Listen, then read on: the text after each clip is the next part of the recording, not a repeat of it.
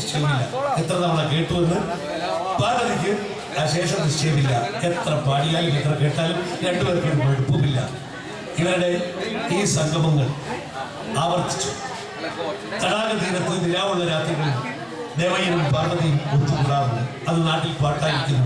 രണ്ടുപേരും പ്രശസ്തരാണ്. ഒരാൾ അറിയപ്പെടുന്ന ഉദ്യോഗസ്ഥൻ, മറ്റൊരാൾ കുട്ടികളെ പഠിപ്പിക്കുന്ന അധ്യാപിക. പ്രശസ്തരുടെ പ്രണയകഥയാവുമ്പോൾ പ്രചരിക്കുമല്ലോ.